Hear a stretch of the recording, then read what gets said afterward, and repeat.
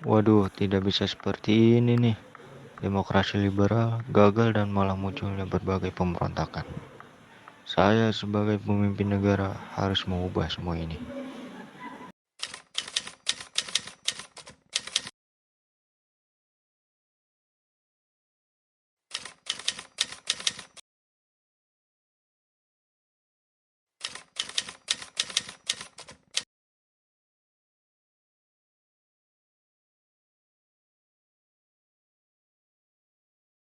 Saya di sini ingin membubarkan konstituante serta menetapkan Undang-Undang Dasar 1945 berlaku kembali bagi seluruh bangsa Indonesia dan menghapus Undang-Undang Dasar sementara 1950 dan membentuk MPRS dan DPAS.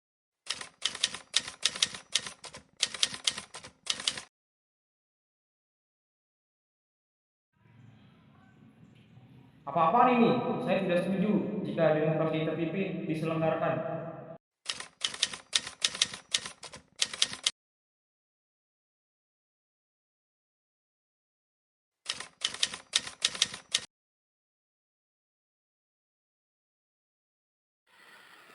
Saya di sini akan berpidato dengan judul penemuan kembali revolusi. Kita di sini saya akan menjelaskan tentang semangat revolusi, keadilan sosial dan fungsional ulang lembaga dan organisasi negara.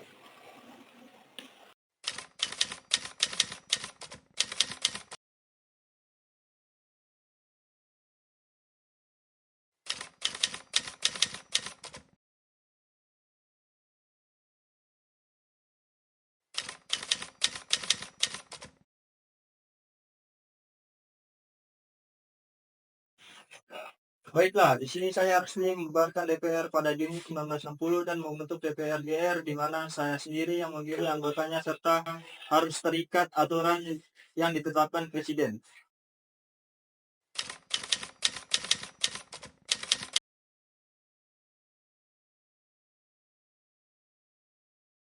Di sini saya akan mengeluarkan Perpres nomor 7 tahun 1959 yang berisi 1. Partai politik harus menerima dan membela Undang-Undang Dasar 1945 dan Pancasila.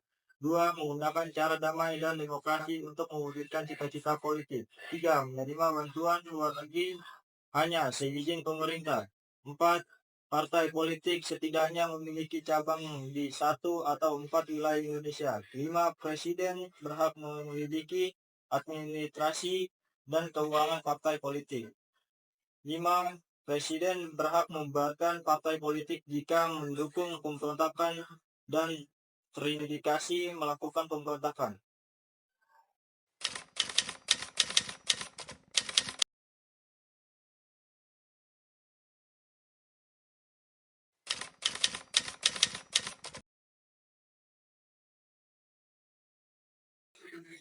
Saya juga akan membentuk lembaga negara baru berdasarkan Perpres nomor 13 tahun 1999, yaitu Front Nasional, dengan tujuan memperjuangkan cita-cita proklamasi dan cita-cita yang terkandung dalam Undang-Undang Dasar 1945.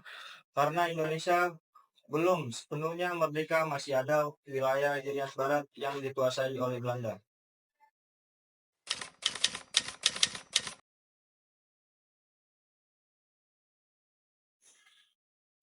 Di sini saya akan menawarkan resopi, yaitu seluruh unsur kehidupan berbangsa dan bernegara harus dicapai melalui revolusi yang dijiwai oleh sosialisme dan dikendalikan oleh satu pemimpin dan disebut panglima besar revolusi.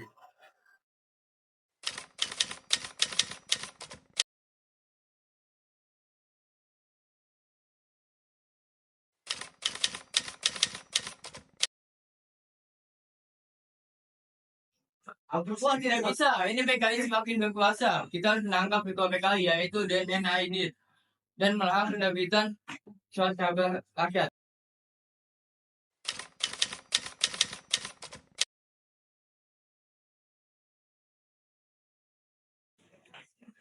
Hei, apa-apaan ini? Kau tidak bisa bertindak semena-mena seperti ini. Cabut kembali larangan tersebut dan kalian tidak boleh mengambil tindakan apapun terhadap PKI.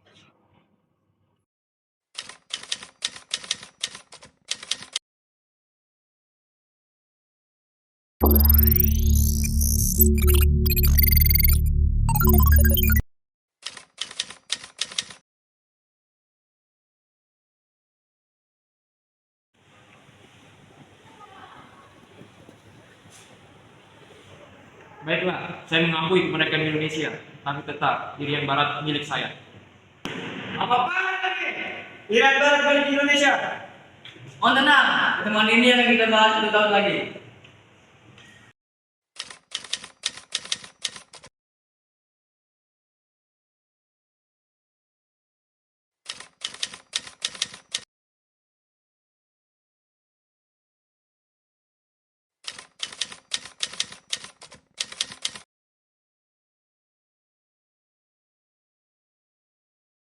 Karena persenjataan kita terbatas, kita harus berkunjung ke negara sahabat untuk membeli persenjataan.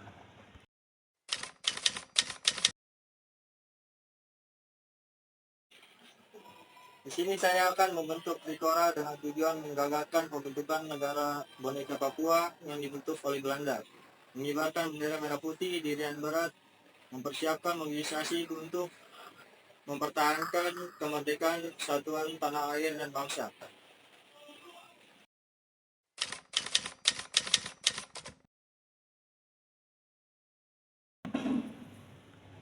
Irian Barat milik Belanda. Tidak, Irian Barat milik Indonesia. Tenang, tenang. Saya akan menjadi tengah dalam masalah ini.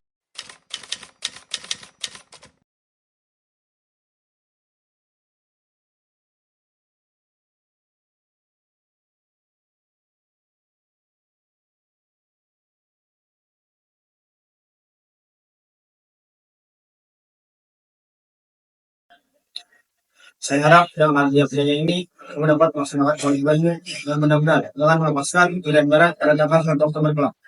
Tentu saja akan saya laksanakan kewajibanku.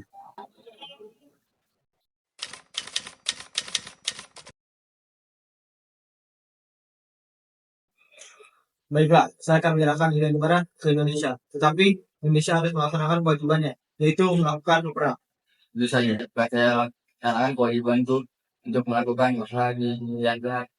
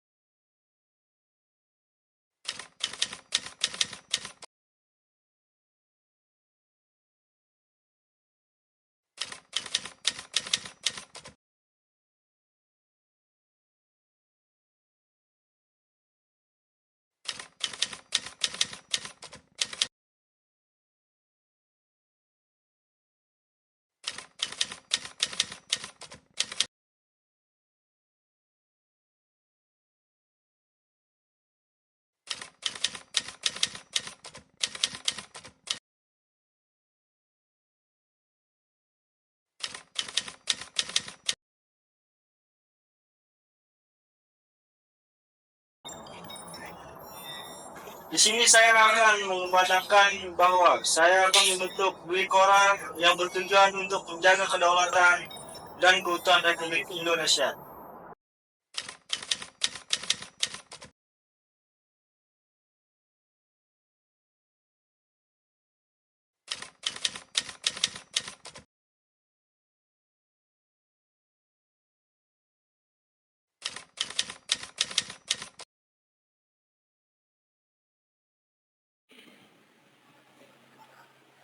Di sini saya akan menyatakan jika Malaysia diterima sebagai anggota tidak tetap Dewan Keamanan PBB, maka juga Indonesia akan keluar dari PBB.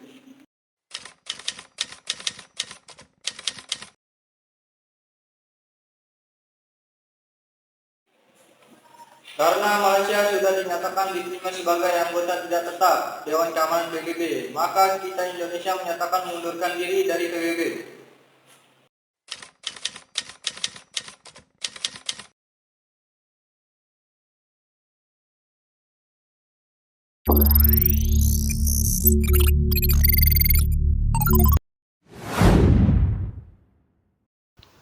Ekonomi terpimpin dibentuk Presiden Soekarno pasca adanya dekret Presiden pada 5 Juli 1959, di mana Presiden Soekarno secara langsung mengatur perekonomian yang terpusat pada pemerintah.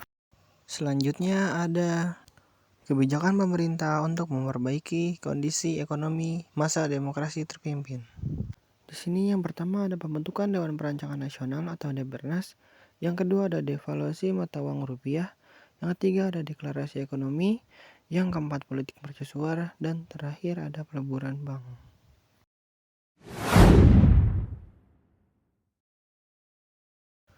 Pembentukan Depernas yang tertera di Undang-Undang Nomor 80 Tahun 1958, Peraturan Pemerintah Nomor 2 Tahun 1958 yang diketuai oleh Muhammad Yamin dengan 50 orang anggota yang dilantik pada 15 Agustus 1959 oleh Presiden Soekarno. Nah, tugas dari Depernas yaitu menyiapkan rancangan undang-undang pembangunan nasional yang berencana dan bernilai pelaksanaannya. Di sini, Depernas berhasil menyusun sebuah rancangan undang-undang pembangunan nasional sementara berencana untuk tahun 1961 sampai 1969. Rancangan undang-undang tersebut disetujui dalam TAP MPRS nomor 2 tahun 1960.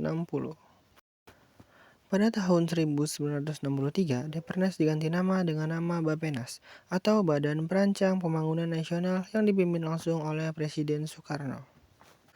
Tugas dari Bappenas yaitu menyusun rencana pembangunan jangka panjang dan jangka pendek baik nasional maupun daerah, mengawasi laporan pelaksanaan pembangunan, dan menyiapkan dan menilai serta mendataris MPRS. Selanjutnya ada penurunan nilai mata uang atau devaluasi.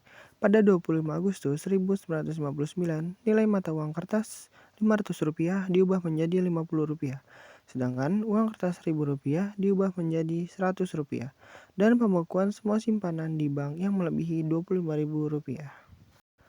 Dan pada 13 Desember 1965, pemerintah mengeluarkan kebijakan untuk menurunkan nilai mata uang sebesar Rp1.000 menjadi Rp1.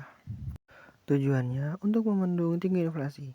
Dengan adanya devaluasi, diharapkan uang yang beredar di masyarakat berkurang. Selain itu, diharapkan juga nilai rupiah yang meningkat. Deklarasi ekonomi dicetuskan oleh Soekarno pada tanggal 28 Maret 1963 dengan tujuan untuk menciptakan ekonomi yang bersifat nasionalis, demokratis, dan bebas dari sisa-sisa imperialisme. Isi peraturan Dekon dimuat dalam Peraturan Presiden Nomor 5 Tahun 1963 tentang pelaksanaan deklarasi ekonomi di bidang ekspor. Tetapi deklarasi ekonomi mengalami kegagalan. Dekon tidak mampu mengatasi kesulitan ekonomi dan masalah inflasi. Dekon justru mengakibatkan perekonomian Indonesia tidak berjalan dengan lancar. Karena masalah perekonomian diatur atau dipegang oleh pemerintah, sedangkan prinsip-prinsip dasar ekonomi banyak yang diabaikan.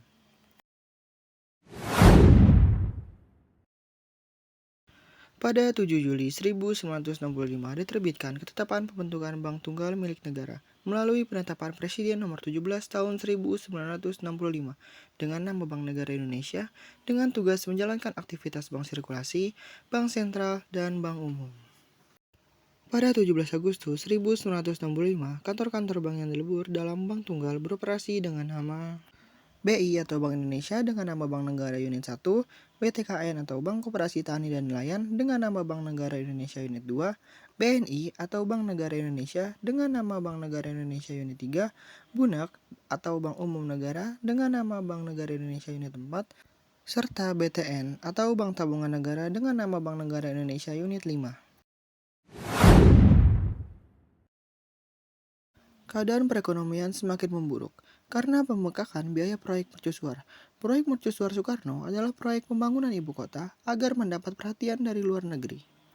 Untuk memfasilitasi Ganevo atau Games of the New Emerging Forces dan Asian Games keempat sebagai tandingan dari Olimpiade pemerintah membangun proyek besar seperti Gedung Konevo yang sekarang dikenal sebagai DPR, MPR, DPD DKI Jakarta, Gelora Bung Karno, Hotel Indonesia, Jembatan Semanggi, Monumen Nasional, dan Pusat Perkotaan Sarinah. Indonesia melakukan ini agar terlihat sebagai penerang bagi negara-negara yang baru merdeka di dunia.